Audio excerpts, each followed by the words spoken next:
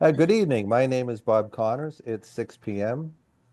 and I'd like to call the January 21st meeting of the Newbury Conservation Commission to order. Mason, can you read the remote open meeting law preamble and take a roll call of the members present? As a preliminary matter, this is Mason Ferret, Conservation Agent at the Newbury Conservation Commission, and I call the January 21st meeting to order and permit me to confirm that all members are present and can hear me. Members, when I call your name, please respond in the affirmative. Mary Rimmer? Here. TJ Conti? Here. Mick Brown? Diane O'Brien? Yes. Woody Knight? Yes. Frank Wettenkamp? Yes. And Bob Connors. Yes. Good evening, everyone. This open meeting of the Newbury Conservation Commission is being conducted remotely, consistent with Governor Baker's executive order of March 12, 2020, due to the current state of emergency in the Commonwealth due to the outbreak of the COVID-19 virus. In order to mitigate the transmission of the COVID-19 virus, we've been advised and directed by the Commonwealth to suspend public gatherings, and as such, the governor's order suspends the requirement of open meeting law to have all meetings in a publicly accessible physical location. Further, all members of public bodies are allowed and encouraged to participate remotely. Ensuring public access does not ensure public participation unless such participation is required by law. This meeting will feature public comment. For this meeting, the Newbury Conservation Commission is convening by Zoom conference as posted on the agenda of the Conservation Commission section of the town's website, identifying how the public may join. Please note that this meeting is being recorded and that attendees are participating by video conference. Applicants or their representatives may be called upon to speak and/or share information to the screen if able on the fly. We're now turning to the first item on the agenda, but before we do so, permit me to cover some of the ground rules for effective and clear conduct of our business and to ensure accurate meeting minutes. The chair will introduce each speaker on the agenda, and after they conclude their remarks, the chair will go down the line of members, inviting each by name to provide any comment, questions, or motions. Please hold until your name is called. Further, please remember to mute your microphones and use earbuds or earphones with tablets and cell phones. Please remember to speak clearly and in a way that helps generate accurate meeting minutes. For any response, please wait until the chair yields the floor to you and state your name before speaking. Board and committee members should be called upon in a first name alphabetical order to ease the process. After the board and committee members have spoken, the chair will afford public comment as follows. The chair will first seek questions through the chat function, and when participants are using this function, please list your name, address, and then your question. The chair will then seek questions from the public who wish to speak. They will be asked to identify their names, addresses, and questions. Once the chair has a list of all public commentators, they will call on each by name and afford 3 minutes for any comments. Finally, each vote taken in this meeting will be conducted by roll call vote. Okay. Thank you, Mason. Want to welcome everyone from the public that are before the commission tonight. All right. First order of business is upcoming meeting dates. Our next meeting is going to be on February 4th, and the second meeting of February will be on February 18th. Meeting minutes review, January 7th, 2025 meeting minutes. Why don't we take a moment, review those, see if we have any comments, corrections, or concerns.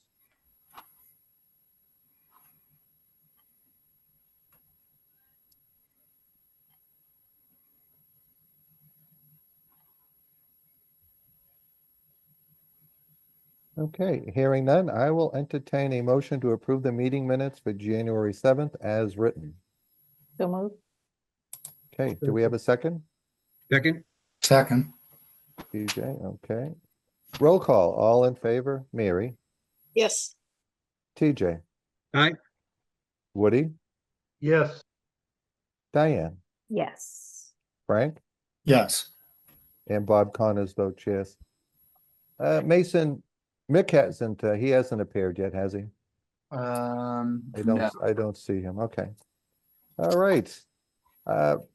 We have a RDA, a request for a determination of applicability for 13 Plumbush Downs. Applicant would like to replace existing deck and extend the deck out back and around the side of the property. As you recall, team, the applicant had presented a site plan with the delineation shown. Mason was going to do a site visit. So why don't I leave it to you, Mason? Where are we at on this? Yeah, so from my notes, the only thing that we're waiting on is for me to confirm the delineation. I was able to go out there on Thursday and review the wetland flags. Everything looked good to me. Most of them were already on the existing fence line on the property. And I think those photos can be seen in the folder. The only one that was pretty much outside that was wetland flag A7. And that seemed like it was in the correct spot. It was kind of a high spot in the marsh, just outside of that existing fence line. Okay. All right. Why don't I open this up to questions from the members? I see Seamus Quirk is on the line. Seamus, do you want to add anything, or do you want to answer questions as they arise? And maybe I'm confusing Seamus on this one. No, that's He's right. he's the applicant. Okay. Seamus, you're on mute if you have any comments you want to add. Okay, Mary, any questions? Sorry, I was trying to figure out how to unmute myself there. No, I don't have anything to add right now. Just if anybody has any questions. Okay, thank you, Seamus. Mary, any questions for Seamus on this application? I see some new information included in the Dropbox that shows some looks like footings. Is that right? Footing detail from Goliath Tech? Yep, Okay. So we're I think we talking had about- those the last meeting too.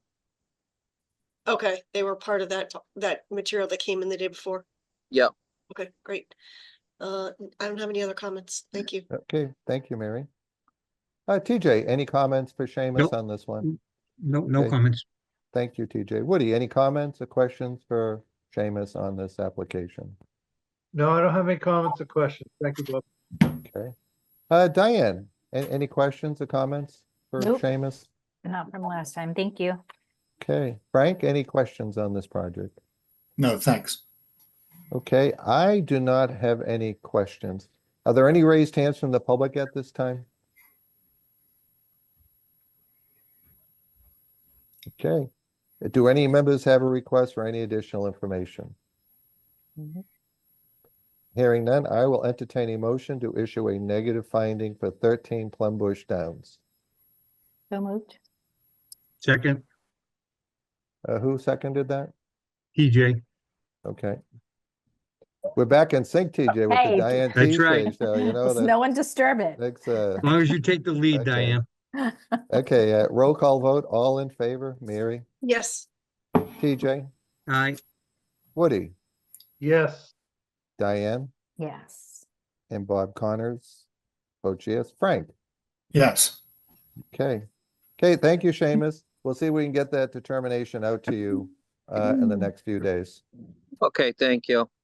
Okay, next matter is a request for determination of applicability. 130 Northern Boulevard. Applicant wants to renovate the single-family home by extending upward and adding a roof deck. Areas on the first floor will be deconstructed, and the FAR will not increase once improvements are built. So I see Mike Doyle. Mike, good evening. Hey, good evening, Bob. Okay, so Mike, why don't you just, we reviewed your project at our last meeting. Yes, It was just we were trying to piece together what you were doing. It kind of looked like you were making a smaller footprint, but expanding the second floor area. yes. May I share my screen with you? Yeah, that'd be great, Mike, if you could. Thank you.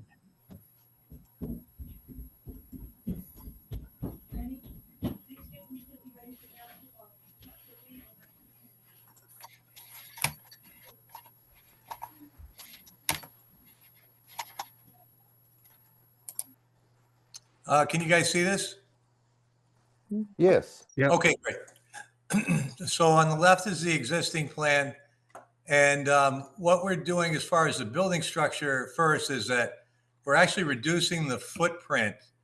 You can see on the lower right-hand side, there is an extension of the building. It's like a little wraparound porch. The front part of that is removed. You can see on the right-hand side is just a straight line across. So we're actually reducing the footprint of the building itself. And then what we're doing is, I don't know if you guys are familiar with this property, but it's not been tended to for a while, and it's non-compliant in a lot of ways. There's a big vinyl fence that goes all the way around, and we're going to start by removing that And essentially, if you take a look on the, we're going to add a wood fence. If you look on the right-hand side, there's two sections. One of them is going to be on the back left side, and the other one is going to be on the back right side. So essentially, they're going to start at the back of the house and move back toward the lot line. And on the right side, that one though will be only extended so far as we can to leave a little bit of an opening there, so that we don't disturb those bushes that are in place there in the upper right-hand side. And then essentially what we're looking to do is just to add we're going to change we want to change the location of the driveway. The driveway is crushed shells, and it's on the, you can see it's on coming off of 41st Street. And what we're going to do here is we're going to build there's going to be a slider off of the back of the house, and it'll lead to a crushed stone patio. We'll just have some cobblestone perimeters just to contain the stone. And then the driveway will be relocated to the front of the house, the lower left-hand side. That is going to be, again, crushed stone with the cobblestone border. And then there'll be a walkway to the front door, again, crushed stone with, or pea stone with cobblestone border. And then there's this one other area of pea stone that we're going to use. And there's going to be two propane tanks that are going to be located in the left side of the house near the back of the house. And there's just be a little walkway there, pea stone. And then everything that is, and also around the front of the house and around the right side of the house, we just like to have some a raised bed there for the planting of some flowers, perennials, or whatever that choice might be. And then the idea is to convert the rest of the property to beach grass. So, we're trying to make this as compliant as possible, and just beach grass everywhere else where there's not something that's delineated in this shaded brown color. So, quick question, Mike.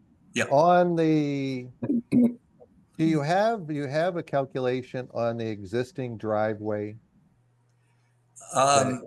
that you're basically abandoning the driveway on the right side of your house? And I was down at your house and saw this.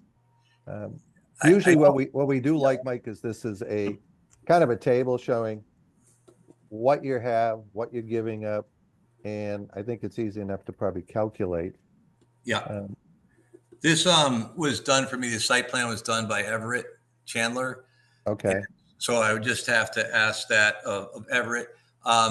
Is there a table? What, could you Bottom, there's a expand your table plan? there. Yeah, Is there a what, table? if you can expand on that, that's exactly Can kind of you, what we're all looking right, let me just, thanks, Mary. Yeah, if you can zoom in on that. Okay, here you go. Can you see that table? I need to expand it. Yep. Yep. Just slide it over. Slide it over. Yeah, hey, sorry, I'm trying. What's going on here?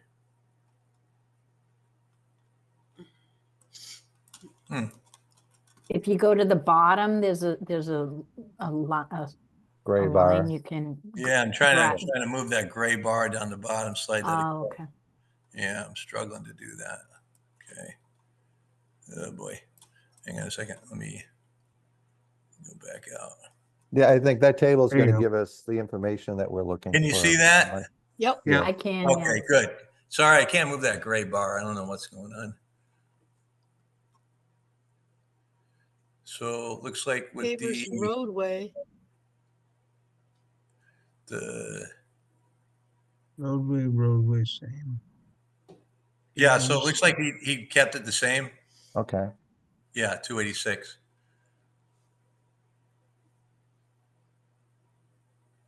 Okay, why don't I stop there? And Mary, questions for Mike Doyle on this project? I think I have to abstain, actually. Mike is a recent client of mine, so hi, Mike. Hey, Mary. Projects. It's a small planet here on Plum It is a Island. small. Yeah. That's for sure. Okay, TJ, any questions for Mike Doyle on this RDA? Well, I'm just going through the math right now, trying to get the deltas on what they have and what they're gonna be. Uh, so when I see crushed shells, 560 square feet or whatever, and they're going down to 0, that's all gonna be plantings That's correct. instead of the crushed shell? So I'm sorry, TJ, there's one area here where you can see where the driveway is. I hope I might have to zoom out of this. Okay, it's going to be primarily plantings, but you can see there is a crushed stone patio, that circular patio that's in the back. That's Yeah. that's in the area of where the old driveway was. Yeah, but that would be picked up under crushed stone. That's The correct. delta Yeah, for the crushed stone though, so. that's so right. it's Yeah. still- So yeah, okay. Yeah. So that's going to be replicated in other areas of the property. Okay. The seagrass.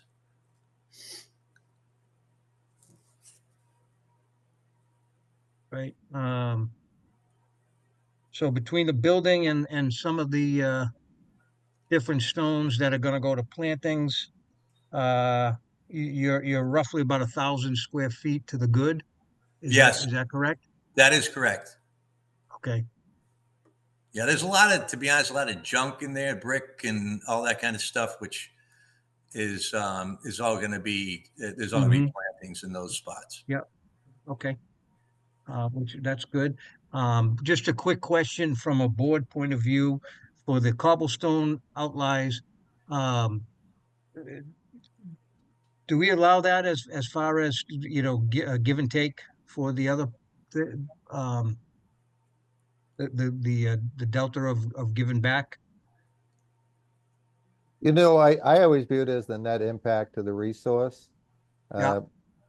Living out here, being out here for 44 years, there's always a varied opinion that they can become projectiles at some point or another. I live in a neighborhood that experienced it, well, as you do, TJ. And if these, I think what happens is there's a viewpoint that if you're down in the South Shore of Marshfield, they have these small cobble rocks down in Marshfield and Hull on the beach. And during significant storms, those actually can become projectiles. So I personally don't have a problem with it, but No, I'm good. I'm good as well. My personal opinion. TJ, I'm good anything as well, else? Bob. No, You that's good? it. Yeah. Okay, Woody, any questions for Mike on this one? I was curious on the cobbles, and that's been answered primarily, and the second story deck, Yes. is it, are they it's gonna be on footings? So if you look at the second story deck, if you look at the right, the image on the right, that area on the right hand side is it's currently a wraparound porch. So there's currently a foundation there, and we're just going to build on the existing foundation. So it's a closed area currently, and it's going to be closed. The first floor is going to be closed, and then the decking is going to be on the second floor, just sitting on top of that. Okay, thank you. Yep. I have no other questions, Bob. That's all I was curious about. Okay, thank you, Woody. Diane, any questions for Mike Doyle on this application? Hey, Mike, the old driveway, that's over there on the right. You said that's crushed shell right now? That's correct. Yeah. So are you just gonna be scraping that away and Yes. disposing of it? So are Yes. you digging down or putting any sort of filtration or anything in there, nothing like that. You're No, just scraping that no, away. yeah, just gonna rake it out and then, remove it from the property. And then it's being over that. Now there's going to be the proposed pea stone patio. Yeah, Is that I'm sorry. now so is that what's going to be around the pea stone patio once you take out the crushed shell? Is there going to be plantings there? Beach grass. Okay. And where it says grass lawn, that's already existing grass lawn on both of the plans? Well, no, it's gonna be, that we're gonna be removing the, what kind of grass you call that? Just, I don't know what you call just a regular fescue or whatever it might be. And, Turf. turf, Re- yeah, And- removing the lawn to add beach grass. that's correct. Well, that's what I didn't get because it's on Yeah. both plans. It says Yeah, grass no. lawn and then it says grass lawn. So I wasn't sure. I've been by there and I don't know if is there grass lawn there now or are you There planting is, grass yeah. lawn? No, there is a grass lawn and so, I apologize for this. It's just that, Everett was trying to get everything done for me on time and Mhm. essentially it's just everywhere else that is not shaded is going to be, beach grass. Okay, so you're not planting any new grass lawn anywhere? No, definitely not. Okay, you're not digging anything out, it doesn't look like? No. And the raised plantings, what are they gonna be raised with? Is that like timbers or something? Well, I mean, I'd like to raise them with, the larger, cobblestones, Okay, that's what TJ was talking about then. yeah, you turn them on their, you turn them on their end and so, I have them in my current house here and, just gives a little bit of color around the foundation. Okay. Okay, Anything else, Diane? no. Okay. If anyone wants to circle back, just let me know. Frank, any questions for Mike Doyle on his proposal? Have we already addressed the 50% value? Well, you know what, Frank, I've got about 6 questions here, which I wanted to go over at the end. And one of them is kind of our protocol and getting that 50-50 letter from the building commissioner on. Mason, last time I went to see Peter and he said that he was going to provide that letter to you. Yep, I have that. I have the letter from Peter, so that is Okay. good to go. Great. Thank you. That's all. Okay. So I just wanted to go back, Mike, on the fence you're proposing, you have a solid vinyl fence now. You're taking that all out? Is that? That is correct. Yeah. And the fence that you're proposing to put back in is going to be new in a new location.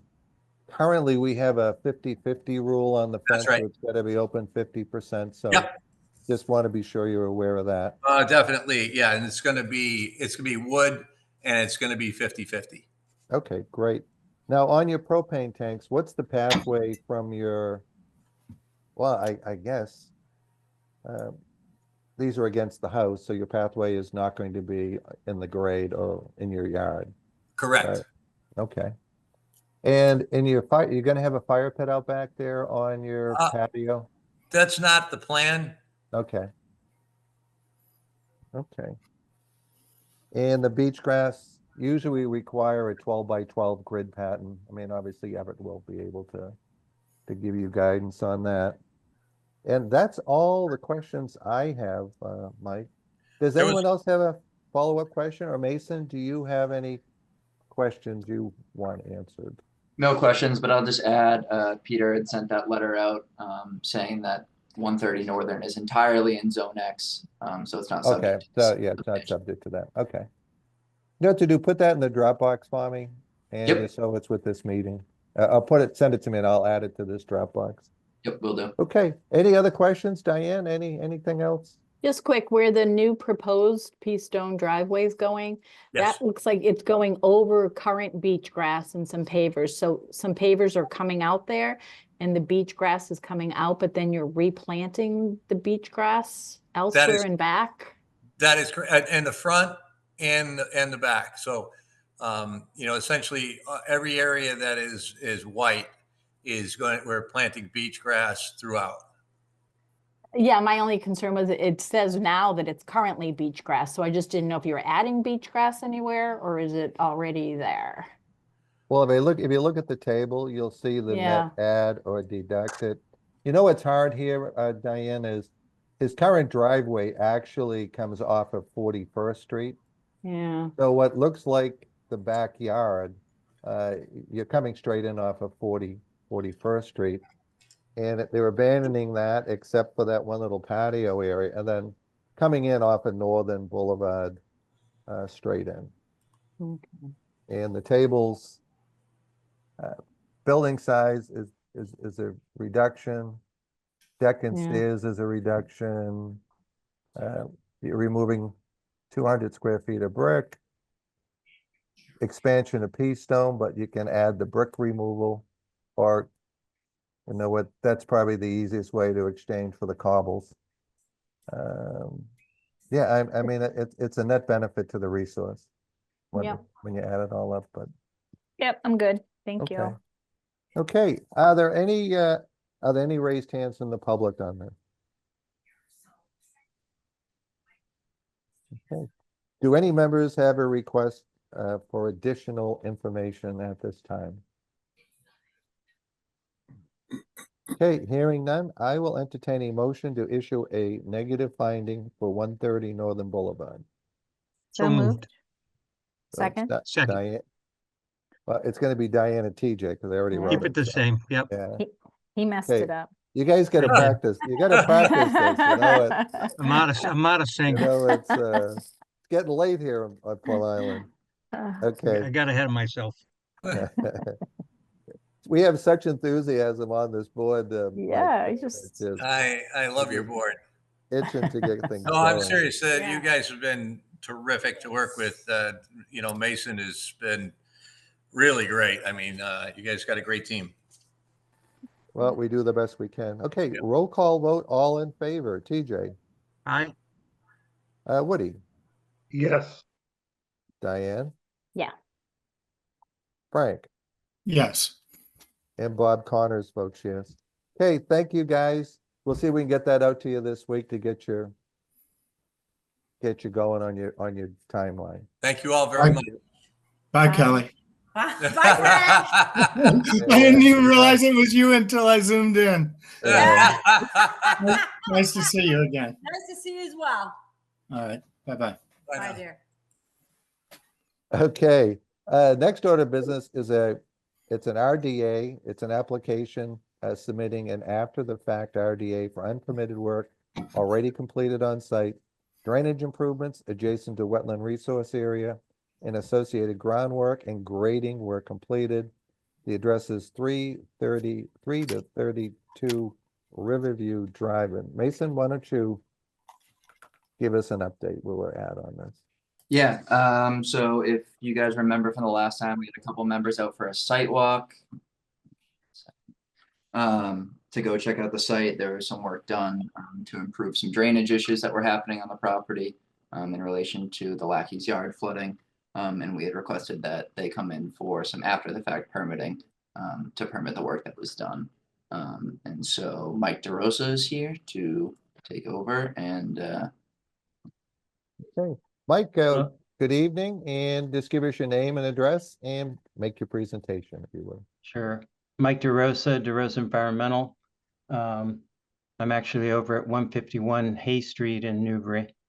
And we're helping Teddy and Russ with their drainage thing here and filed an after the fact RDA. I'm going to share my screen if that's okay.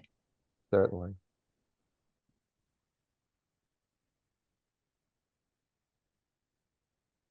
I'll sort of go through where we are with this. Essentially, it's a jurisdictional question, and our position is the work was done as a buffer zone project, but it was obviously unpermitted. So this is a after the fact RDA. We're asking for a -3 work in the buffer zone, but doesn't require an NOI. Essentially, we're down on Riverview Drive. And what happens is the drainage comes down the road this way and then also from this way, and this is sort of the low spot. So historically, it's created drainage problems. A large wetland on the south side of the road drains through a culvert that was put in. We did a lot of sort of forensic ecology on this, looking through old records and aerial photos, trying to put the story together. But around 2001, DPW put a culvert in here. Looked like it was prior to when they paved the whole street. So what it did was it just took the water from this wetland area, which drains to the north, and just dumped it on this lot. And it just sheet flowed over to a culvert that goes under a farm road and then flows onto the farm. And so what was happening every time it rained, the rain would come down the road, it would come across the street and just flood this whole area out. So when Russ and Ketty moved in, Russ took it upon himself to sort of fix the situation. And he first, let's see, let me go through, we did a timeline. Let me go through the timeline. But essentially, the jurisdictional piece ended, this intermittent stream ended at the end of the culvert, and this was just buffer zone. So the water just sheet flowed over this until it became channelized again through the culvert. So this whole lot would flood, and the neighborhood would flood too. Let me scroll down into these pictures and I'll show you the timeline. So this is 2001, and you can see where they were started to pave the street over. And you can see right in here the saw cut for where the DPW put in the culvert. This is that wetland to the south that drains north. There's no evidence of a channel or anything on this side. It just sheet flowed over and then ended up through a culvert in this farm road into this farm ditch here. This is another shot, 2003, again showing sort of a flooded condition all the way through to the ditch. This is another one in 2017. You can see the whole site just gets flooded.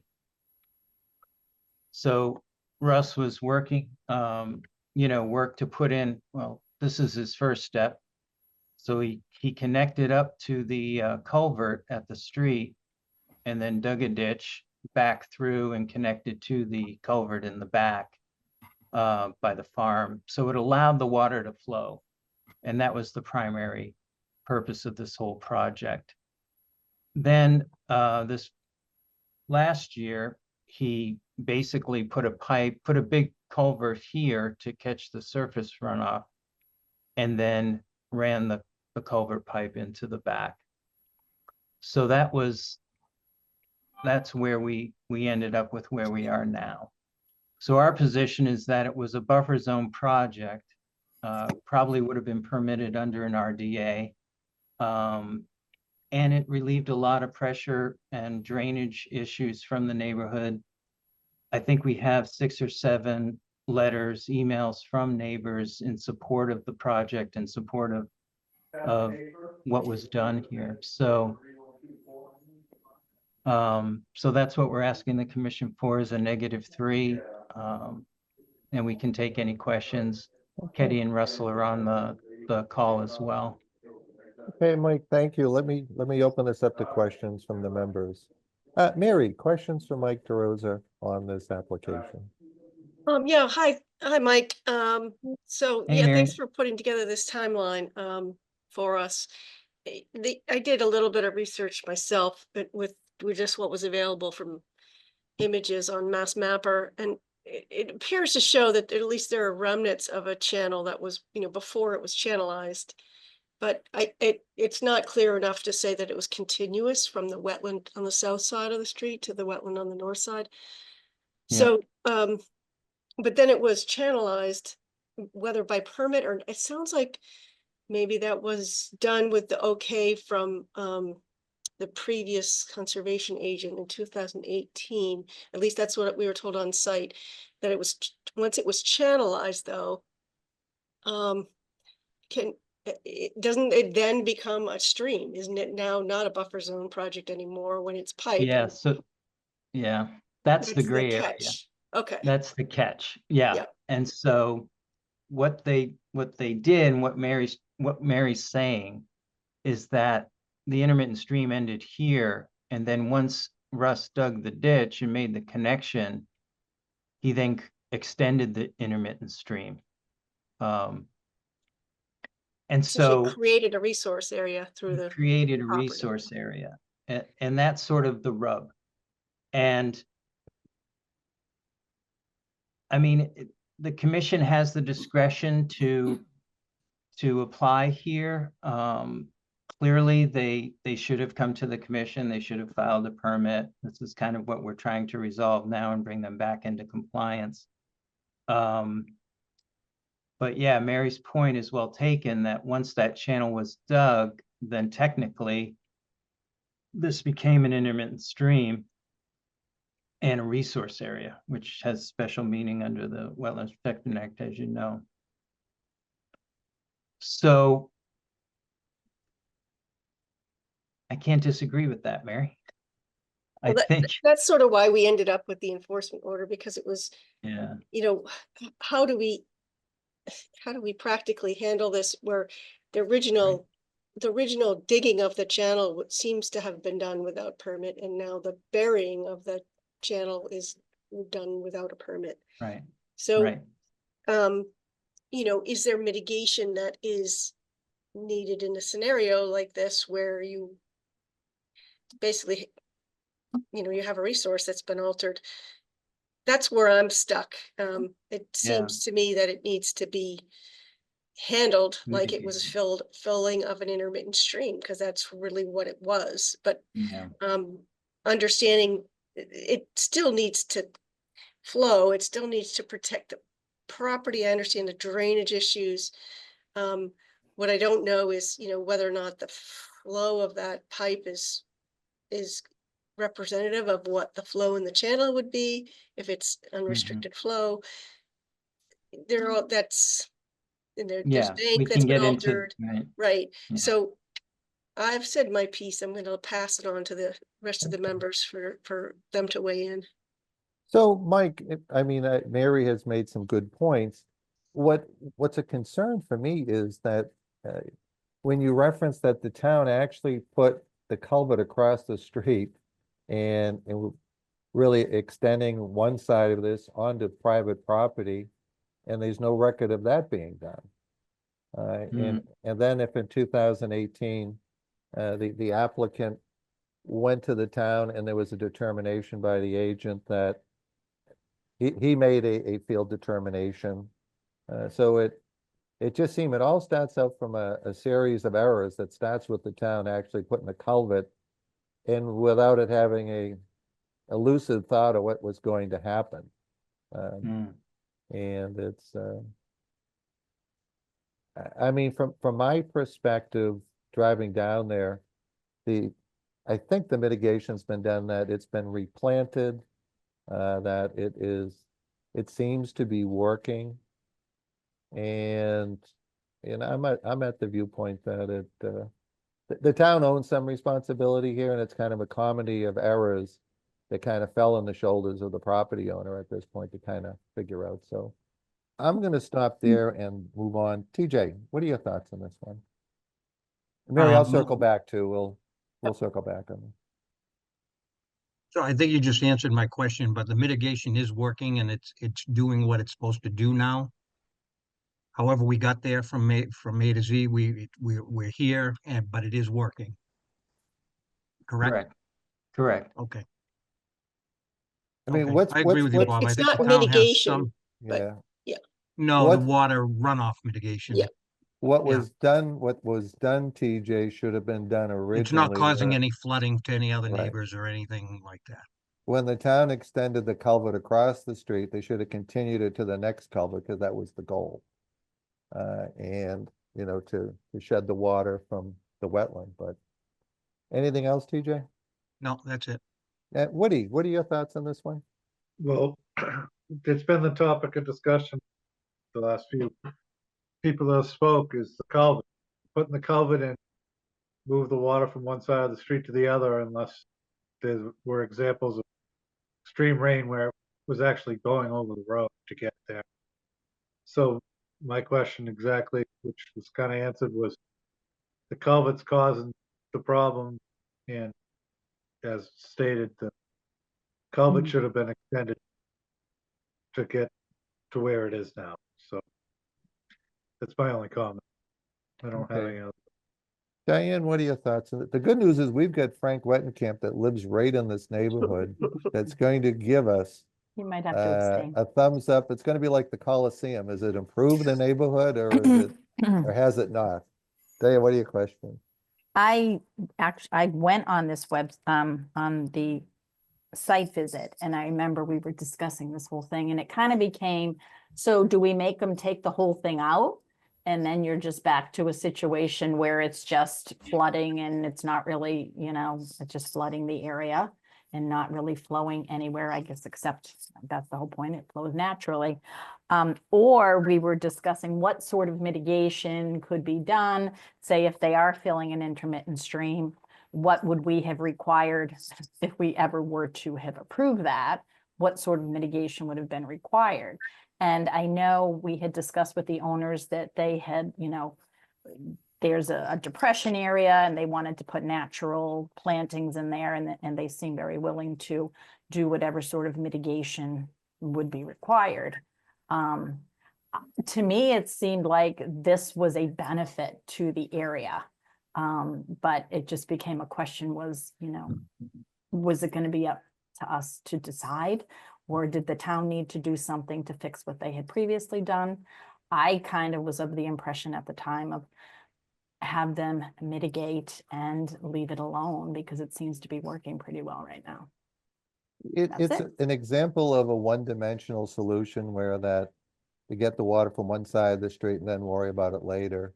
And again, where the town put the culvert in that, it's a comedy of errors is what it is. And the culvert stopped working. I mean, it was all, you know, Well, it nothing wasn't- was maintained. I the think pipe was- wasn't working any longer Yeah, to do so what the- it had been. Russ was saying that basically both ends of the pipe just, one end get crushed by a machine and the other end was Mhm. full of silt. But we're gonna go to Frank Wettenkamp, who is gonna give us the day-by-day. Frank, is this working in your neighborhood? Yes. Yes, it is. And I just want to note that they left an open resource area at the end that meets the farmland. That's about what is it, Russ? About a 10 by 10 or 15 by 15 open.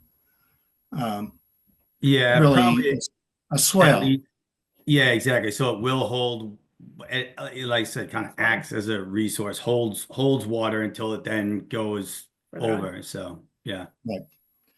But yeah, this was a problem for a long time on the street with flooding, especially in winter time when it flooded and then froze, created a real hazard for cars driving up and down the street. So I would have to say that it's working and that it is a better situation than it has been in the past 36 years that I've lived here.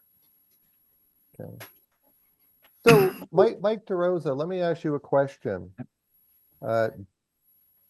You know, you understand the predicament that we're in. And from a mitigation standpoint, and I'm just kind of spitballing here.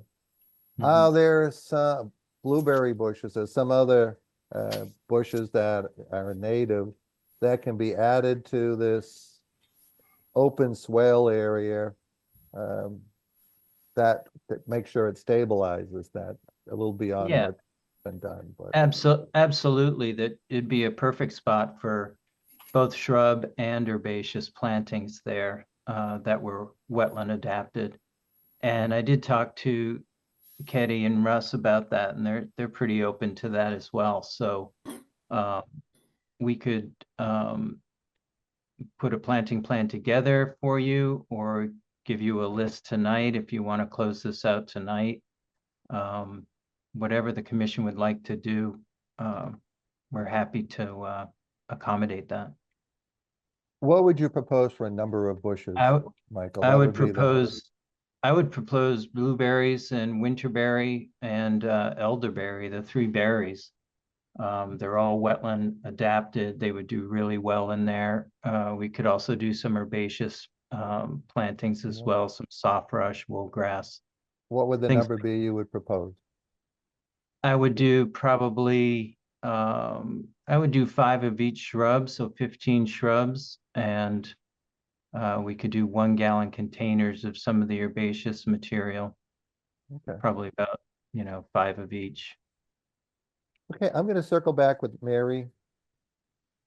So Mary, you've heard this, I think this thing has kicked around. When did this first come in, Mason? This has been probably a 3 or 4 This month the fall, I ordeal. think, yeah.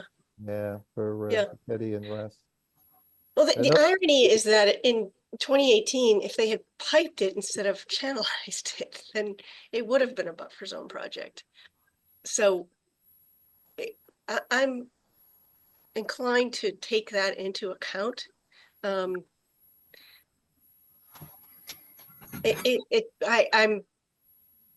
cautious about making sure that everyone understands this is a unique scenario and that we don't want to set precedent that streams can be buried and piped, in town. That's not allowed.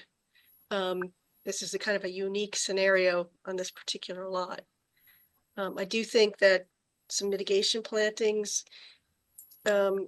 should be included, and maybe we keep this open just for a submission of the planting plan, so that Mike has a little more time to think about it. I think I agree, at the bottom of the basin there, some irises or some other, wetland plants. It's pretty deep there.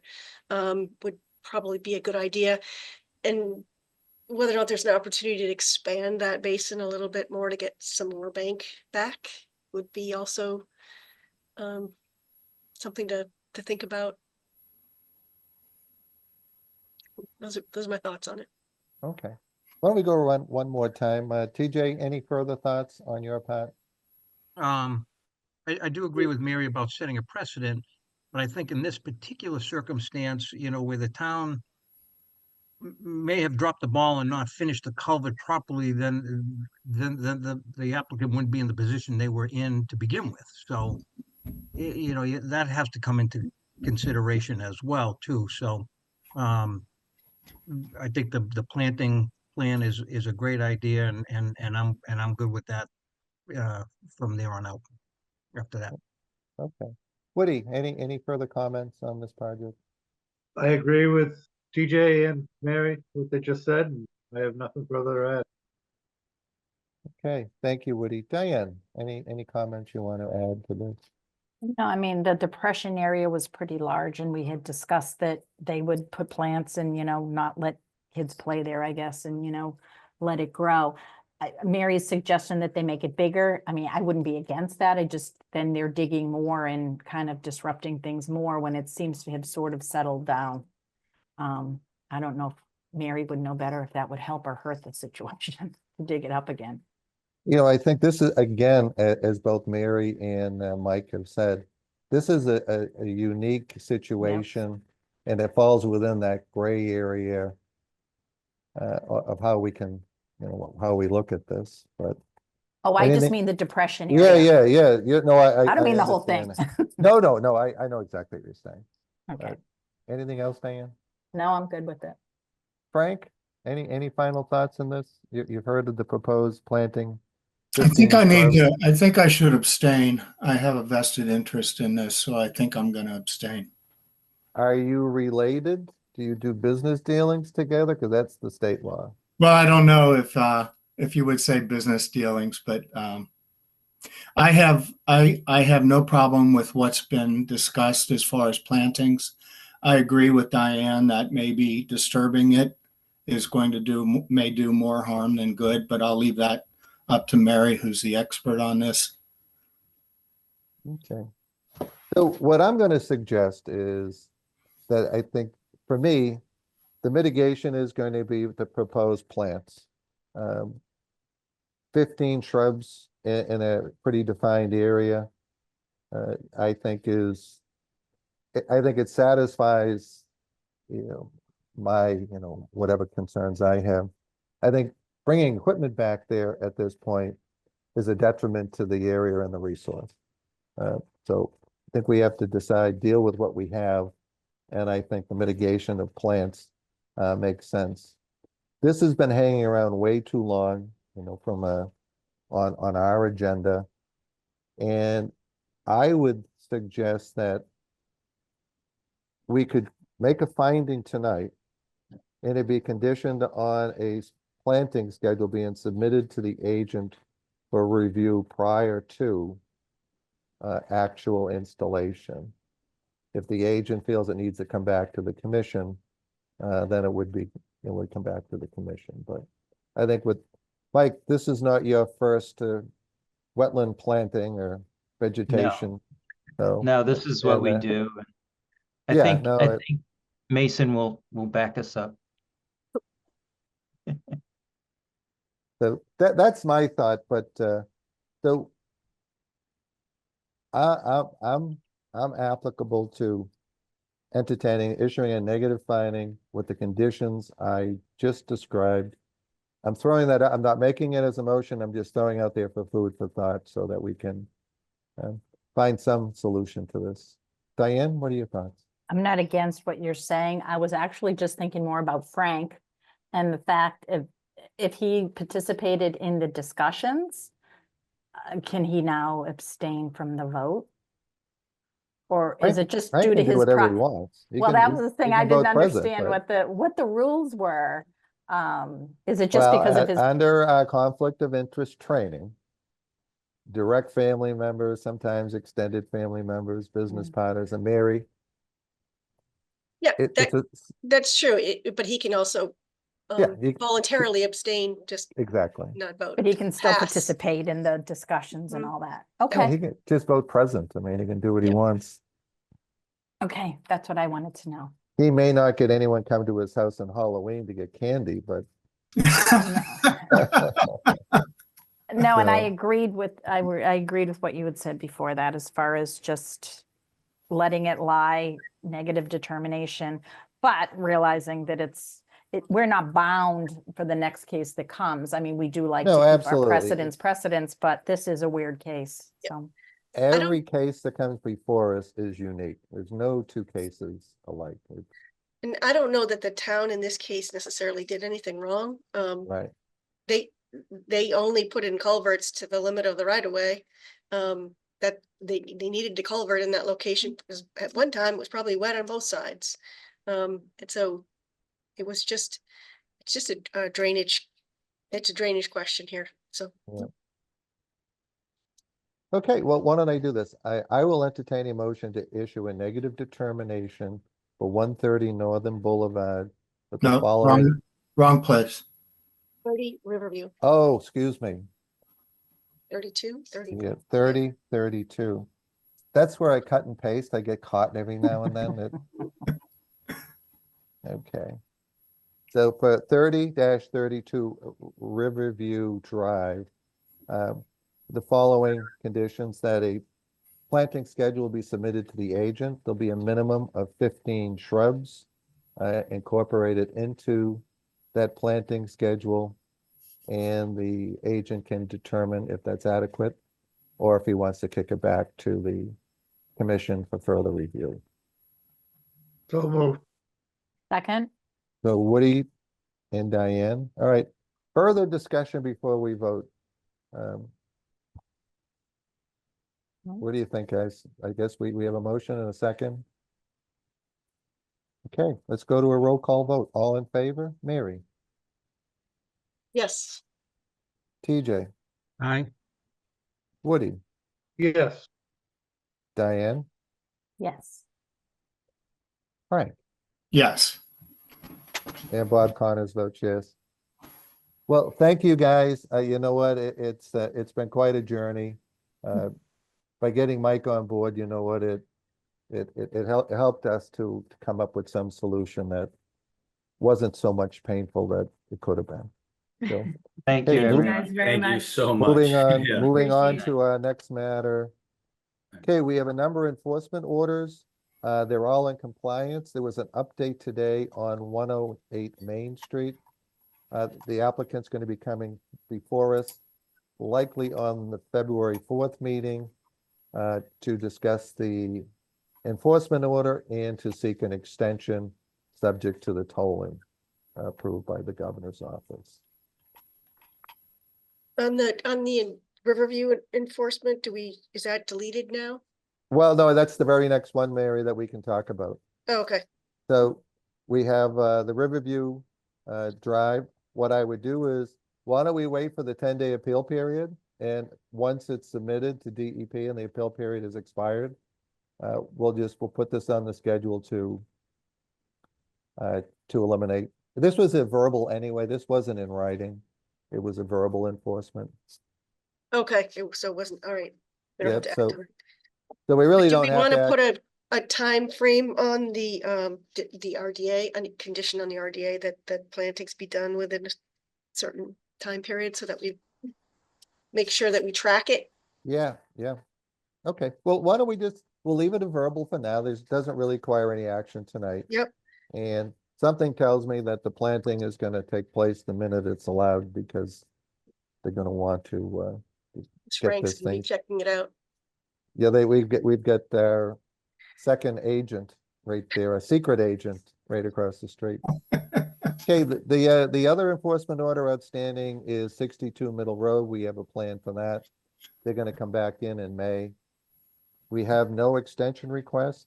We have no certificates of compliance request. And we're gonna move on to continued public hearings. We switched this up, team, because we're anticipating that the lock and dam removal was going to be a fairly substantial and lengthy meeting. And we want to take care of some of these other things first, which should be relatively quick. So DEP file number 0501436, 286 High Road, to construct an addition to an existing single-family dwelling with associated utilities, span a driveway within a 100-foot buffer to the salt marsh area. Mason, where are we at on this one? Nothing new right now. Bill had I had reached out to Bill earlier today, and he said that he'll be submitting revised plans before the February 4th meeting. Okay, so has he requested a continuance of the February 4th meeting? Yes, he has. Okay, I will entertain a motion to continue this public hearing to the February 4th meeting at the applicant's request. So moved. Second. Okay, so Diane and TJ. Okay, roll call, all in favor? Mary, Yes. TJ, Aye. Woody, Yes. Diane, Yes. Bob Connors, Frank. Yes. Okay, great. Next matter is a continued public hearing. DEP file number 0501441, 55 Pearson Drive, Cricket Lane. Applicant is submitting a notice of intent for installing a subsurface sewage disposal system and raising and constructing a single-family home. The project and proposed installation are located only in the buffer zone or upland areas. The proposed leach field is 52 feet from the flag wetlands and complies with the state Title V requirements. Mason, can you provide us we did have a site visit out there, but can you provide us an update and overview? Yeah, so we went out on a site visit to look at the site. Pretty straightforward. There's a wetland in the back that has been impacted by the subdivision that was in there. So I had recommended some extra erosion control precautions before demolition starts. But besides that, there's no updates. Okay. Is Ben on the call? to answer questions, or who's representing the applicant tonight? Not sure if they have anyone on. Okay, well, questions. We did a site inspection and it seemed pretty cut forward. It's basically a split entry house. The buffer zone, it's clearly defined. It's sodded yard lawn. And I really don't have any problems with this. Mary, you're abstaining on this one? Yes, I am. Okay. TJ, any questions on this one? No questions. Woody, what are your thoughts on this one? You're at the site visit. Yeah, I attended the site visit and I agree with the fact that it's pretty cut and dry, straightforward. And that's all. Okay, thank you, Woody. Diane, you were on the site visit. No, not this one. but- Oh, that's right, um, you living in Medford. But no, I don't have any problem with it though. Okay. Frank, Yeah, any no, questions on this one? no questions. Thank you, Bob. Okay, I don't have any questions. Are there any raised hands from the public at this time? If you have a question, just unmute, give us your name and address, and I will recognize you. Okay. Do any members have a request for any additional information, plan amendment, or adding additional content to the notice of intent? No. If not, I will entertain a motion to close the public hearing. So moved. Again, 2J, okay. You know what, at this time is usually when we talk about special conditions. Mason, what were your thoughts? You had mentioned that you wanted some additional erosion and sediment control. Yeah, I think just an additional sock or a silt fence at the back of the property where we see kind of that steep grade. down. Behind the sock, you want to put it, or? Yep, yeah, that'd be ideal. Okay, why don't you add that as a special condition?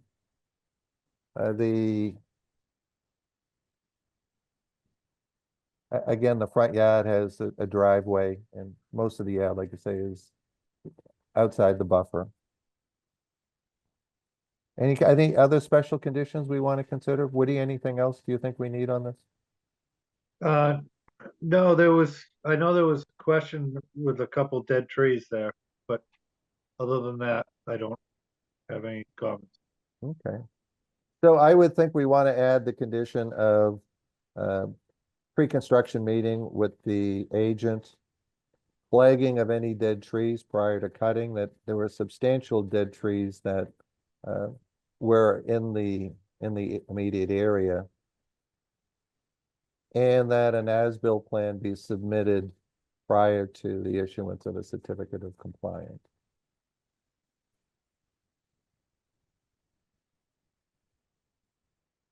And our usual conditions that we have. Does anyone have any questions or want to add anything else besides what I just mentioned? Okay. I will entertain a motion to issue an order of conditions for 55 Pearson Drive. So moved. second, PJ? Okay. Certainly including the special conditions and our usual conditions we just previously mentioned. Okay, roll call, all in favor. TJ? aye, Woody? Yes, Diane? Yes. Frank? Yes.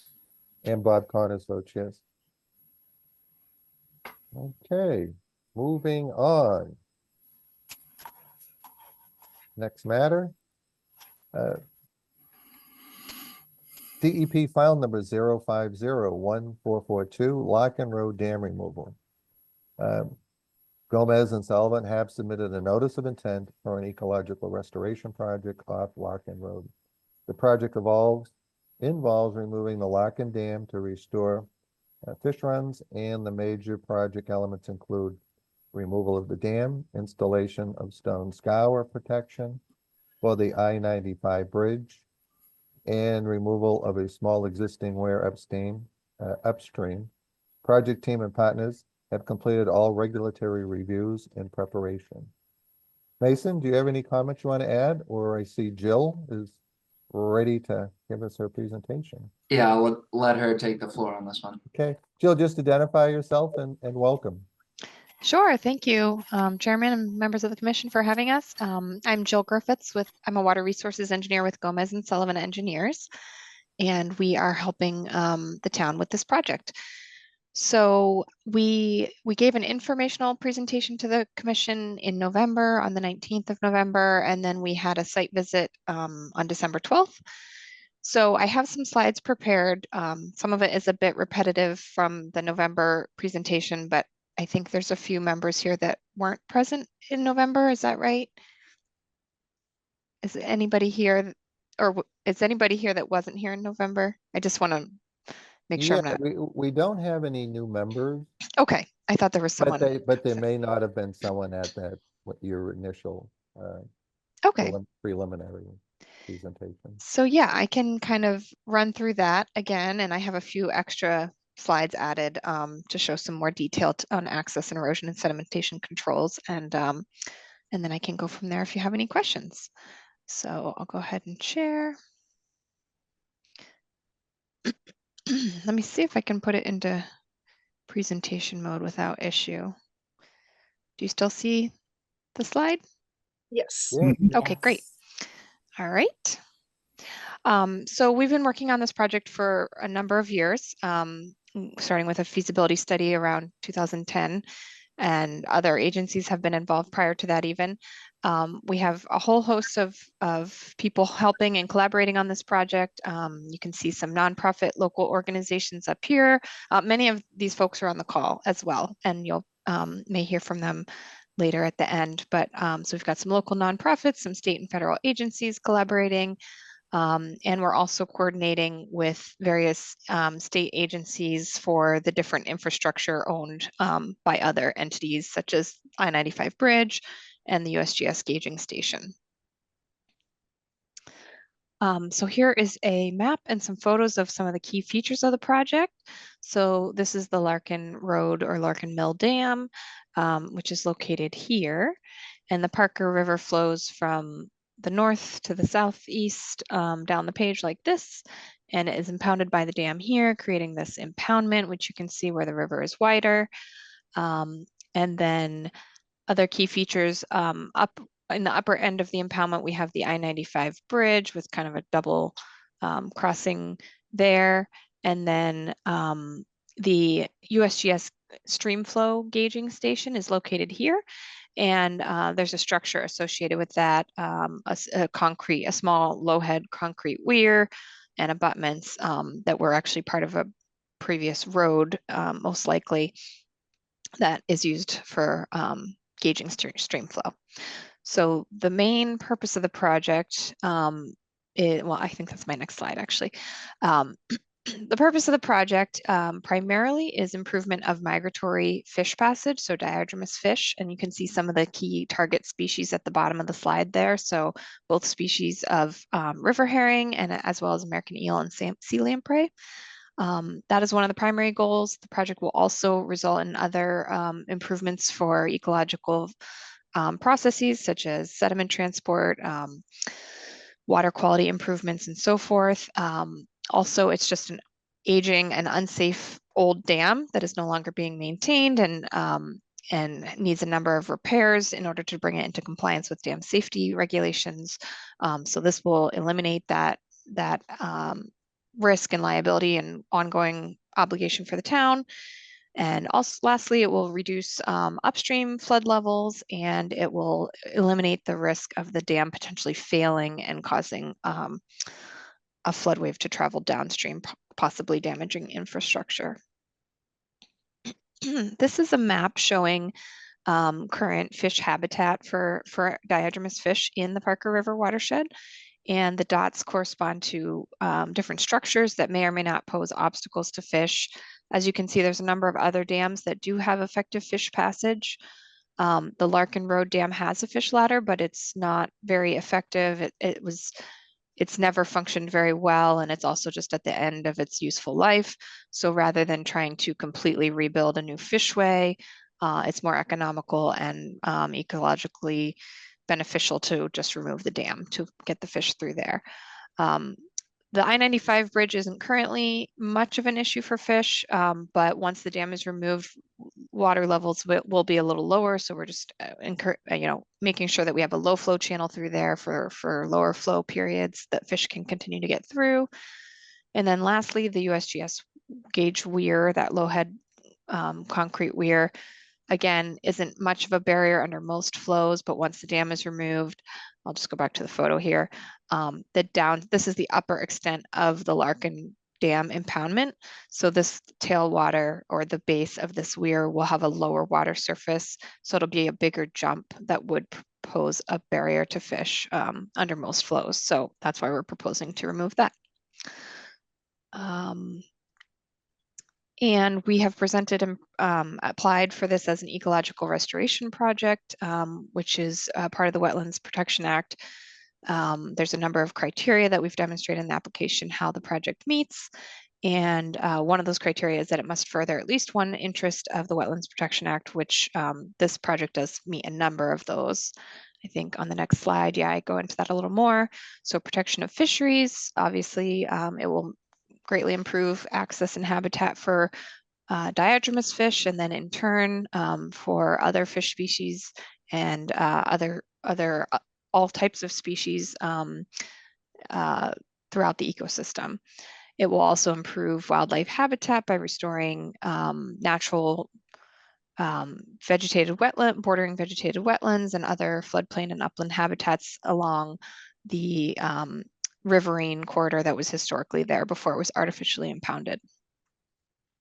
Lastly, it will help, or not lastly, but it will help with pollution prevention by those restored wetlands and floodplains will be better at filtering stormwater runoff and infiltrating into the ground rather than the current impounded water surface. And then lastly, the flood control and storm damage prevention. As I mentioned, it will lower upstream water levels and reduce the risk of downstream flooding. And here in this photo, you can see the dam overtopping during a flood event. This is the spillway, which is the only part of the dam that is supposed to overtop per dam safety regulations, but you can see it's overtopping along the entire embankment. So definitely not in compliance there. So for the proposed project, what we're proposing to do, again, this kind of like 3 elements of the project at 3 different sites. So the removal of the dam itself will include removal of all concrete structures, including the spillway, the abutments, a concrete retaining wall, and a fish ladder. Some grading of the sediment just to kind of create a pilot channel within the formerly impounded sediment. And then the rest of the sediment, which is not much and very clean, that is impounded within the upstream of the dam, will be permitted for natural in-stream release. So it can be allowed to transport downstream naturally to replenish those sediment-starved areas downstream.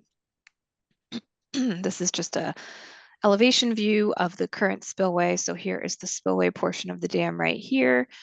And these are abutments. So this is the abutment kind of on the far side or river left side of the dam here with some big boulders tying it in. And then here's the concrete retaining wall, which extends, way out along this embankment, all along the fish ladder here. It just goes off the page here. So that would all be removed. And then the pilot channel, as I mentioned, would be graded into the sediment with a proposed low flow notch to ensure that fish are getting the depth they need at low flows. And lastly, downstream of the spillway, there's a couple of what's been referred to as fish weirs. So here's the dam in the background. These are these low head weirs built of stone and rocks that were created to divert fish into the fish ladder, which is shown right here. Those will be removed as well. At the I-95 bridge site, as part of the feasibility study for the dam, we discovered that the I-95 bridge is currently experiencing scour. There's some steel struts that connect the 2 abutments. Some of them are already exposed, and abutments are exposed deeper than they should be. So there's an existing problem. The dam removal could make it slightly more likely to increase scour. So we wanted to proactively address it as part of the project. So we're working on with DOT on that. And the proposed plan is essentially to place, there's no riprap scour protection through the bridge. There's only riprap at the wing walls. So the plan is to essentially place it through the bridge to prevent further scour of those abutments.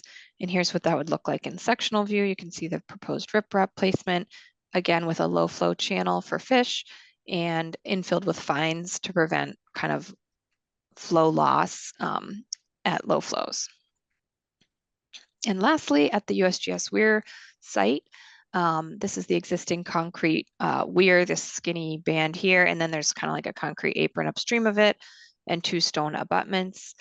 And here it is in an elevation view, and the plan is to essentially remove most of those structures, but keep this stone abutment on this side because, or excuse me, keep the one on the left, river left, because that is near the little USGS gauging hut or little building where they house their equipment. We don't want any impacts to that. So we're going to keep all this bank in place and this stone abutment in place, but we're going to remove this one to give the river more room. As you can see, it's really constrained right here.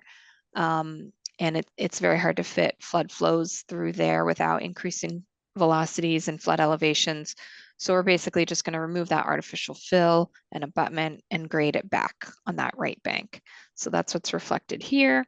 And then within the channel itself, we'll have a similar riprap scour protection, similar to the bridge, to essentially create a riffle that will be passable by fish. So what size stone is that? Oh, sorry. I think this is 18-inch. D50, like the median size is 18-inch, up to 3 foot max.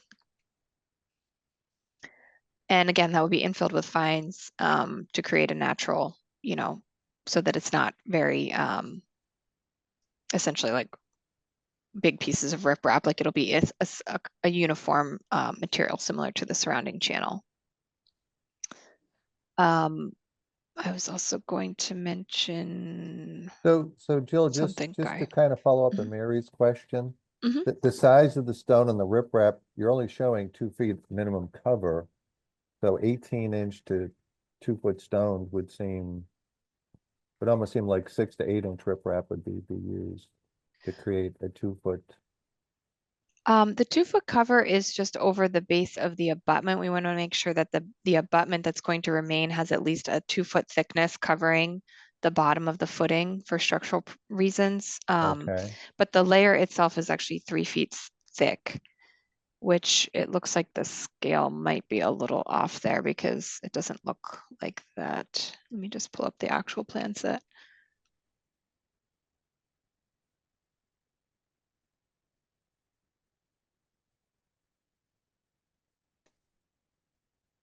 Yeah, it's a 3 foot thick layer of riprap. And then the underlayer here, a 1 foot thick layer of, you know, a granular filter layer, like a smaller gravel to underlay the riprap. But I think the question was, what size is the riprap? So the median size of the yeah. riprap is 18 inches. So it's here, D50 is 18 inches and filled with the Okay. fines. And So so the 30. D100 size is up to 3 feet is the maximum size that the riprap would be. And we have a specification for kind of the whole gradation. If you want to see that, I can pull it up. Yeah, no, I just wanted to have clarity on that. The scale looks your Yeah, I don't know cross-section what's. looks like it's more I- to 6, 8 inches, but Yeah, Okay. I agree that the scale seems a little off because this is supposed to be 3 feet thick. So I can look into getting that revised. Sorry about that. The sizing is determined by the velocities in that area, which are very high because even though we are opening it up, it's still a constricted area. So that's what's pushing for the higher riprap sizing. And we also want it to maintain a relatively stable channel cross section because this will continue to be used by USGS for stream flow gauging. So we don't want a cross section that's morphing over time and, you know, eroding or changing very much in its shape. So that's part of why we're installing this channel protection here. so that they can continue to use this location. We did look at relocating the gauge. We had a site visit with USGS and DEP and others, and looked at various locations up and downstream along the river, but we couldn't find another suitable location. So ultimately, it was decided that it would be best to keep it at this location and just install this, basically a constructed riffle.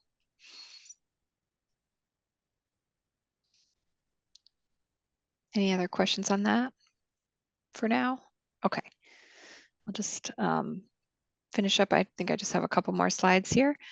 So this just shows some of the access and erosion and sedimentation controls at the two sites. So this one is Larkin Dam. This is 38 Larkin Road, a residence, and I'll show it over here on the aerial image, but it's the same left and right. So this is town-owned land, this whole parcel here, and it wraps around like this and follows down along to the dam. So this is an area that can be used for potential staging. It's kind of an open grassy area here. And then an access road, a temporary access road would be built along an existing footpath. And then further down, it would actually follow the alignment of the fishway to minimize tree clearing. So we would just be temporarily filling in the fishway and building the road right over it. And then as the contractor is finishing up and kind of working their way off the property, they would be removing the fishway and temporary access road as they go out. Another potential staging area is here. There is an existing fence for this residential property that extends along here. You can kind of see it on the aerial imagery. It extends across the town's property. I believe the town has been in correspondence with that owner to remove that section of fence. So that will be done prior to construction. And I'm happy to entertain questions as we go or come back to it, whichever you prefer. But then, oh, go ahead. Do you want to continue? We'll just do questions at the end. Sure. Yeah. Okay. Okay, so this is similar access and erosion and sedimentation controls at the upstream site. So one kind of set of access measures for both the USGS weir removal and the bridge work. And they would be coming in from the 12 Kent Way Plaza area. We've been working with the owners of that property for access. And this is kind of an existing gravel lot beyond the extent of the paved lot, that some of that area could be used for potential staging. An access road would need to be built down the slope. And then a lower, there's a lower flat area that could potentially be used for staging if needed. And then a ramp down to get into the river. And then if you look over here, from there we could use, they could use swamp mats if needed to traverse the soft sediment after it's dewatered. That's kind of the access there. And then these slides show the anticipated changes to the wetland resources. So in blue is the land underwater and water bodies. In white is the bordering vegetated wetlands. In blue lined hatch is bordering land subject to flooding. And then we've got our 100-foot BVW buffer and our 200-foot riverfront area. So that's existing resources. And then this is what we anticipate for a conversion after the dam is removed. So you can see a narrowing of the land underwater, and replace that. We expect that will transition to additional bordering vegetated wetlands. And then the buffers will change accordingly. And then that, just as a reminder, this here, indicates that under the Wetlands Protection Act, ecological restoration projects do allow for temporary or permanent loss or conversion of wetland resource areas because it achieves the greater net benefits of the project. This just shows that same information in numerical form, and this is in the application as well. So change to bank, land underwater, etc. So essentially swapping the land underwater for anticipated gain in bordering vegetated wetland. Can you go back to that one more time? Sure, yep. What's the reduction in, oh, I see, okay, the riverfront area is gonna be reduced, okay. Because you're shrinking the channel size. Yeah, exactly. Yep. Thanks. These are some of the regulatory reviews that we've been undergoing. Most everything now, I believe everything has been filed and is either under review or completed. MIPA has been completed. Yeah, this is kind of where we're at with the notice of intent. Targeting construction in summer and fall of 2025. So that's all I had for the main slides. I'm happy to answer questions. Okay, questions from the members? Mary, we're going to start with you. Thanks, Bob. Jill, can you go back to that slide right before on that with the permits? Just, Yep. So you need a separate water quality certificate for this? The ecological restoration order of conditions won't serve as your water quality certificate under this? Right. Yep. Because what are you triggering? The Dredge fill. That's dredge, the the yep. dredge, okay, Yep. okay. And so you will need the waterways license. Yes. For addition of the That's riprap and that's always required for any dredge fill, or basically like repositioning of sediment within the channel. okay. We're still undergoing review with them to determine whether a license is required or not. They may potentially require a license for the kind of the scour countermeasures, the riprap placement in the channel. Okay. But that they won't require a license for the dam removal. And we'll be notified, Mason, of both those 401 and 91 filings. If we Yeah, haven't the already town been. is actually so on the Chapter 91, the town is a co-applicant with DOT because DOT owns the bridge. So that's the part that might get licensed. So DOT would be the license holder if that were the case. Oh, okay. All right. Yeah. And what about Office of Dam Safety? Do we have anything from them in the file? So they corresponded a number of years ago to determine that the dam is non-jurisdictional. So we Okay. don't need to get a permit from them. Okay. And then you may have already said this, but sediment testing, was that determined that wasn't needed because of We the did sediment environment? testing. I Okay. actually have some slides on that I can show. Okay, so yeah, here's the sediment sample sites, and we sampled in 2009, 2010, and again in 2022. Found similar results each time. Basically, it's fairly clean. I don't know if you're familiar with these terms. Threshold environmental. No, sorry. Probable concentration. Yeah, I thought it was. I don't know. Anyway, this one. Thank you, Susie. One of them. These are related to possible ecological concerns. That's what it is. Threshold environmental concerns and probable environmental concerns, I believe. Anyway, those are found everywhere in developed watersheds, so those are not of great concern to DEP. Mostly what we're looking for is whether the sites in the impoundment are similar to reference levels upstream and downstream of the impoundment, which was the case here. So again, we found some slight exceedances of those, but no exceedances of the mass contingency plan, which is more for human health concern. Okay. Yep, and so that was contaminant testing, and then we also did physical testing as well to determine quantities and depths and so forth. We found about 1,300 cubic yards within the impoundment, about 1,000 cubic yards that we expect may mobilize or shift over time after the dam is removed. Which sounds like a lot, but it's actually a relatively small amount. A lot of other projects I work on, have more like upwards of 10,000 cubic yards. And can you talk a little bit about the schedule when you anticipate doing this work? I know it's subject to obtaining permits, and how long duration you expect? Yep.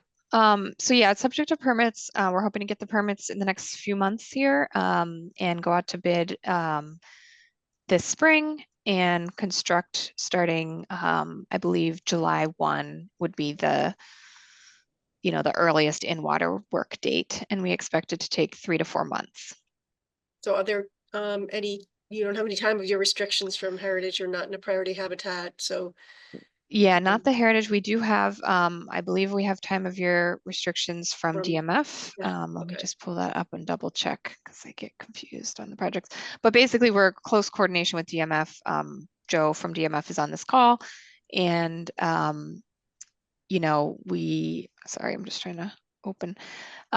We design these projects to be fish friendly. So like during construction, there will be a large diameter, 3-foot diameter bypass pipe for any out migrating juveniles. We won't have any like long-term pumping of the whole river water or anything like that. So I believe It's April not 1st to June 15th. yes, Oh, thank you you. got it Yep. there. Yep. And then that's what I was just talking about with the downstream. So if adequate downstream passage is provided, they would not likely recommend a fall time of year restriction. But they'll want to see the final water control plan as presented by the contractor to make that determination. So you're going to try to do it essentially low flow time of year, Yep, subject to exactly. conditions. Is there a minimum maximum water depth or anything that you would have to postpone work? That would be up to the contractor. That's up to their means and methods, and they would prepare a water control plan for submittal for review by the owner and engineer, and we could certainly provide you with that and include you in that process if you want to see it. Yep. So they would provide a high flow contingency plan, and typically, yes, they would determine a certain flow above which they would basically, they would design their water controls to withstand a certain flood flow, and above that point, they would just stop work, and their measures would be designed to be stable, but they wouldn't be working in the channel during a flood. I would think that we definitely want to have Sure. participate in that water control plan Yep. review. Okay. Sure. And then can you talk about the restoration and replanting as you back out? Sure. So the upland area will be loamed and seeded for any disturbed areas with a native seed mix, which I believe is specified. If it's not specified on the plan, it at least says native seed mix, and we'll provide a specification in the project manual. But that would be any disturbed upland areas. As far as the dewatered areas of the impoundment, we typically see those revegetating.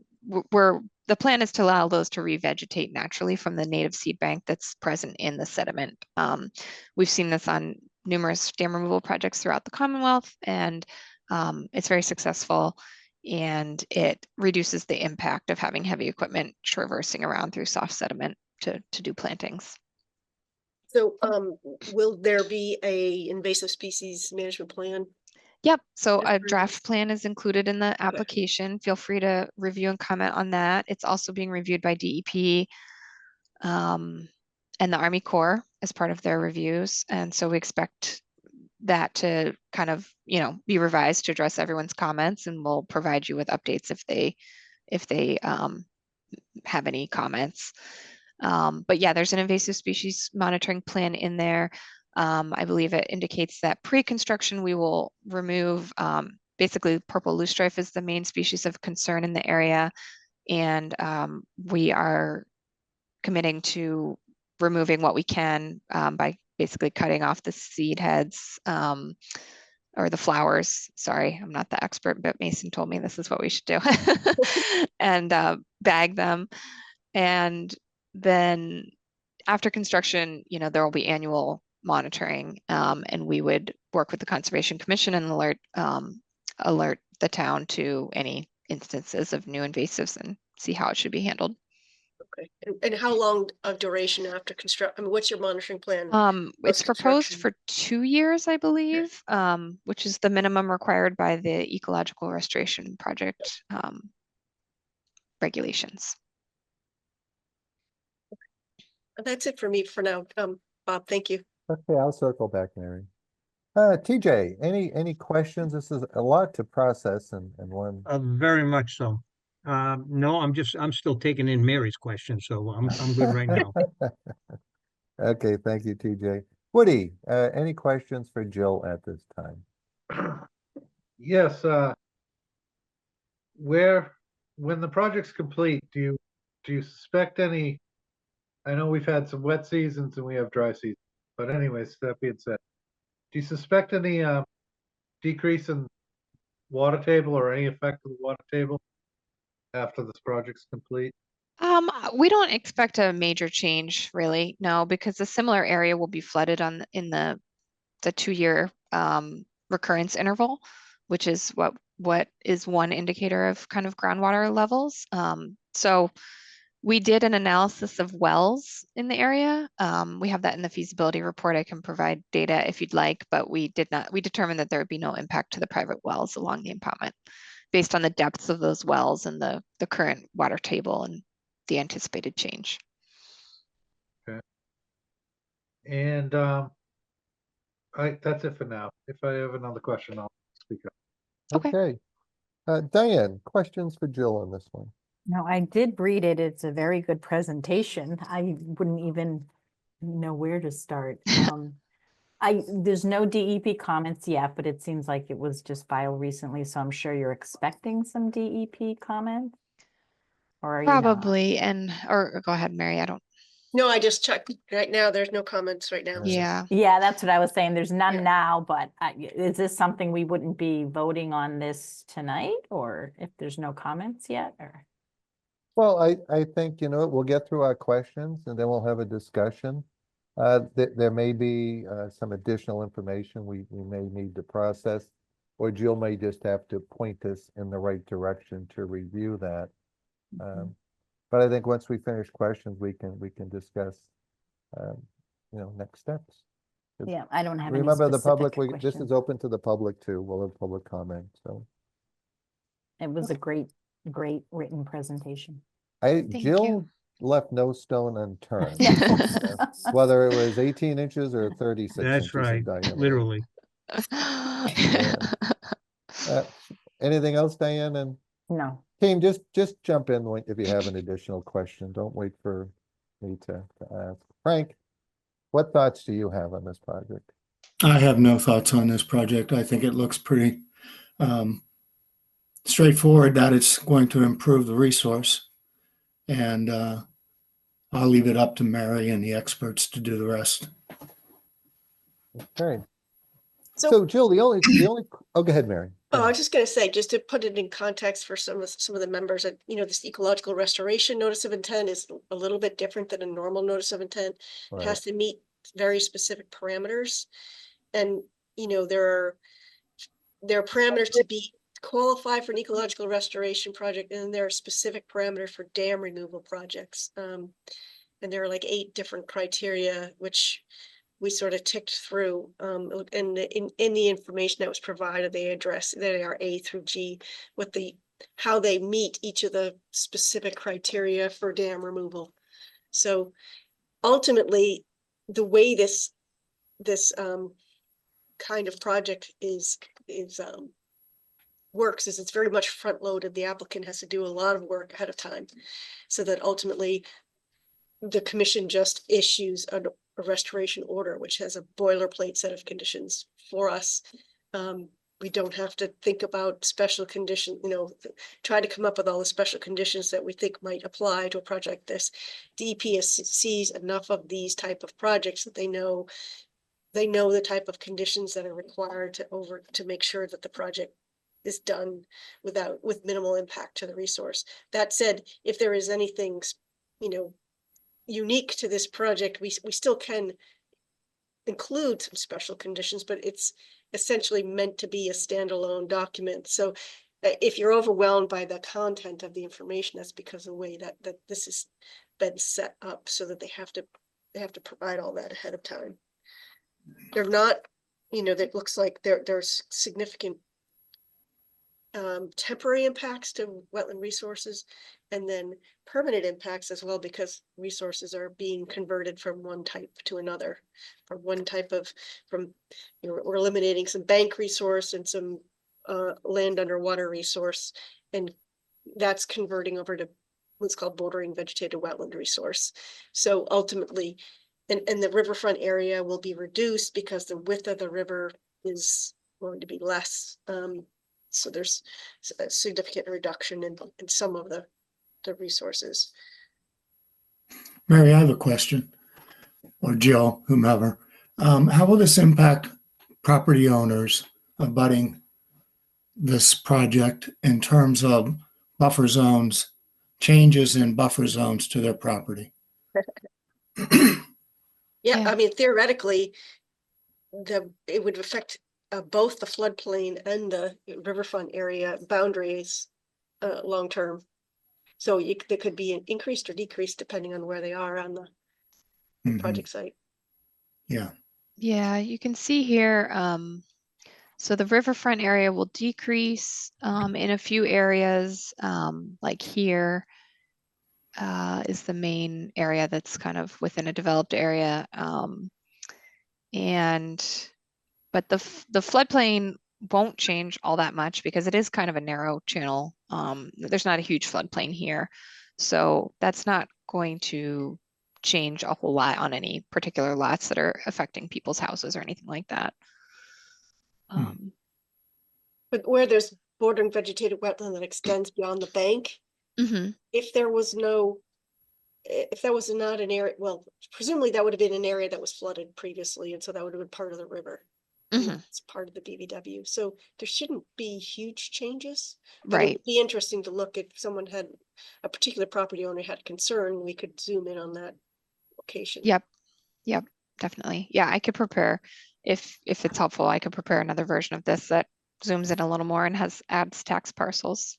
And usually what people are most concerned about is downstream flooding impacts from eliminating a dam. And so that's part of what the hydrological analysis was part of the Yep. submission. So yeah, and just to reiterate that, so there will be no change downstream of the dam as far as flooding or river flow or anything like that, because this is not a flood control dam. It's what's called a run of river dam. So basically, you have your spillway and water is kind of just flowing over it. So even if that spillway goes away, the same like water in equals water out, whether that dam is there or not. It's not a big, tall flood storage dam that's building up over time and then controlling a release. And are you removing the full vertical Yep. structure? Yep. All the way down, okay. Yep. Okay, anything else, Frank? No, that's all. Thank you.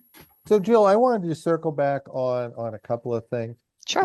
Woody raised a good question, as did Frank, on impacts to property owners. The Byfield Water District has a well field in that general area. Yeah, it's downstream. Yep. What, I guess the elevation of the dam and then what the new elevation of water is going to be, you're not anticipating any great impact on groundwater elevation.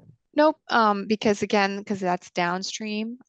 So the water levels aren't going to change downstream and Okay. Yep, and I do have a figure here. I think I can put my hands on it quickly. That shows that location. Yep. Okay. So here's the dam and here's those the water supply wells in this area here. Okay. And we also looked at it from the perspective of sediment contamination and again found no impact because those impoundment samples were as clean or cleaner than the downstream samples that were taken in this area. Okay. I think the other thing is to Frank's point, as you change the dynamic of the river, the resource area setbacks change as well.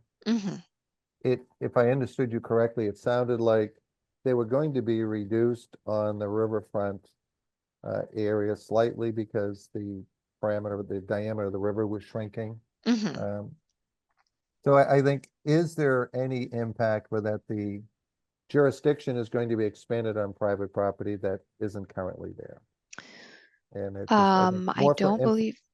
Just more for informational than. Yeah. Nope, I don't think any jurisdiction would expand because the BVW outer edge is staying the same, so that buffer is staying the same. And like we said, the riverfront area would reduce, the bordering land subject to flooding would reduce, which that's a little bit of a, kind of confusing way of stating it. The bordering land subject to flooding upstream of the dam is reducing in area, meaning that not as much land will flood. However, there's a lot more room available to accommodate flood storage. So there's a lot more flood storage available in the proposed condition. So, but yeah, as far as the jurisdictional areas, all of them would reduce on private property. So again, just some procedural questions for me. Mhm. There's a multitude of permits that you have to obtain. Mhm. And I'm assuming that they're all subject to the, everyone, you've got 12 permits to obtain. They're all conditioned upon that you've sought every other local estate approval required. Mhm. So from a local standpoint, how does this work on the approvals of permits? And then how do we close out this project?